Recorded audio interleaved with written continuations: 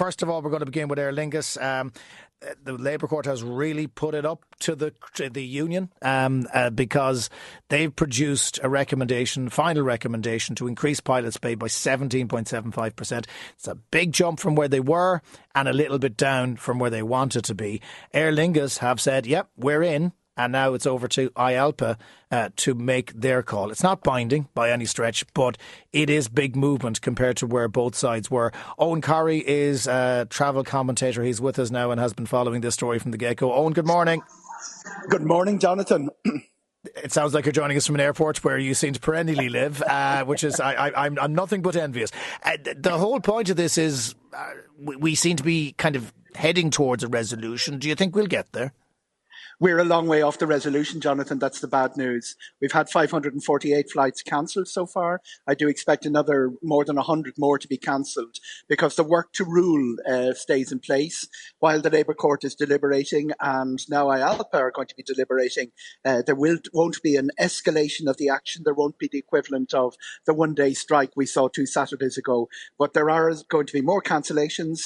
Aer Lingus have been chartering in aircraft with crew to cover all eventualities at this busy time. So while we have some hope, some great cause for hope this morning, it's no use to those people flying off to Chicago with no seatback video and young children on the flight today getting a substandard service. Yeah, well, it's not what they paid for, but at least they're going to get to Chicago. Like Aer Lingus has been doing its very best to plug the gaps, and where there are cancellations, it's normally on a route where they might be able to accommodate you on an earlier or a later flight. Absolutely. They protected transatlantic, the famous EI 104, 105. That's being cancelled every day. There's one of the flights, the evening Heathrow flight from Cork to 8:20, where you're sitting this morning. 2 of the Heathrow Dublin rotations, and some of the other rotations are gone. There's a pattern to them. They will continue over the coming week. I do expect another round of cancellations 7 days in advance, because this isn't going to be a fast process. It looks like the Labour Court took King Solomon's sword, and with that Solomon's sword right down the middle, the 12% is what Aer Lingus were talking about. 24% was what IALPA wanted. It's close to 18. It's quite complex because some of it's backdated. Some of it, about 9% of it, about 8% of it is in future. They've changed, and this is the key to the resolution that the Labour Court put in place, was they changed the 3-year cycle. That's the cycle of pilot pay agreements going back all those years, way, way back with IALPA, to a 4-year cycle in this case. And that's really where they got up to the figure of about 18%. IALPA will be looking at this. The executive will meet, and there will be members' meetings. They're doing a major consultation on it because it's also quite complex. There's the cancellation of a debt. There's also overnight allowances, which are a really important part of the pay. They are up by about 10%. So a little bit complex, and there'll be quite a consultation process on this. Where it goes after that, the only thing I can say, I can predict with almost near certainty, is that the recommendation of the executive by IALPA will be accepted by the members. They tend to follow their executive and vote 96, 97% in favour of what they say. What they say is going to be crucial to resolving this. And they're in conclave right now, the leadership of IALPA, and the pressure's really on Mark Tighe, because he has marched them up to the top of the hill. Is he going to have to march them back down again?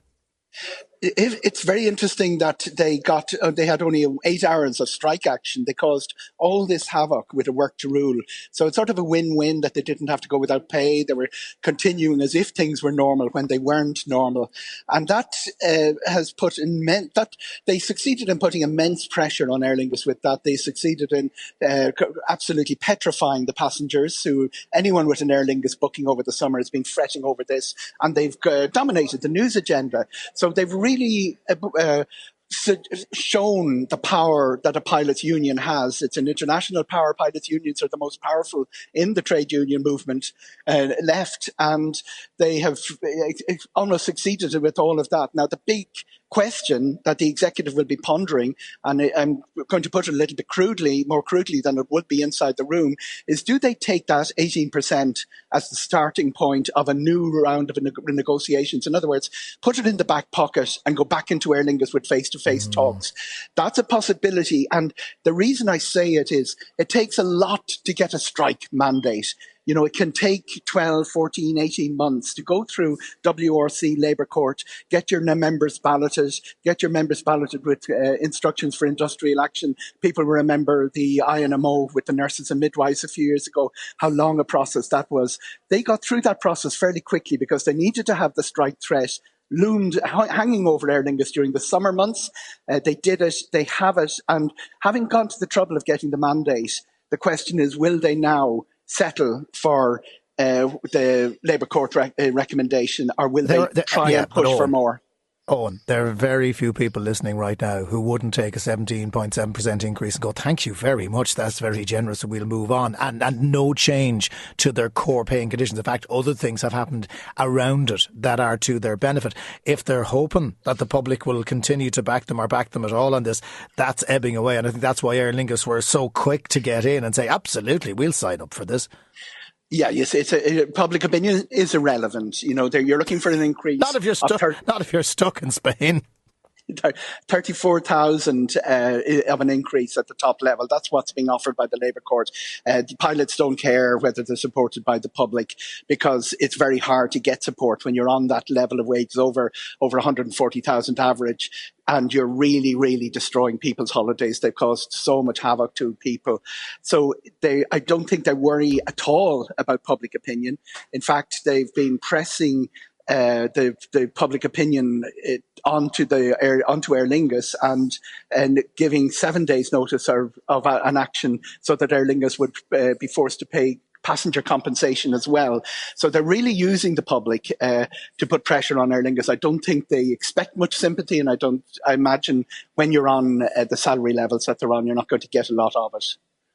Right, well, we'll see what IALPA come up with later on, because they are, as I said, in conclave, and they will give an indication whether they are going to accept this or recommend acceptance of it, or, as Eoghan suggests, go back into further negotiations. Just before we finish up, Eoghan, I was mentioning the terrible weather that we are experiencing for the last couple of weeks in Ireland. It's not a year for the staycation, but lots of people coming back from places like the Canary Islands and Spain have been lamenting the weather as well. Nobody seems to be getting a good run of it unless you're going to Greece.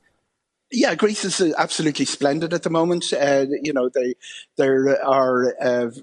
were heavy rain in Spain, quite serious flooding in some of the cities of Spain. I was there for it. It was interesting. It's your fault. It's your fault, Jonathan. Okay, here's a really important advice to News Talk listeners this morning. Check where Jonathan's going on holidays and avoid it. And avoid it. It's very solid. I mean, people have been doing that for years. Eoghan, it's been an absolute pleasure. Wherever you were off to today, sir, safe travels. Eoghan Corry, lead travel commentator.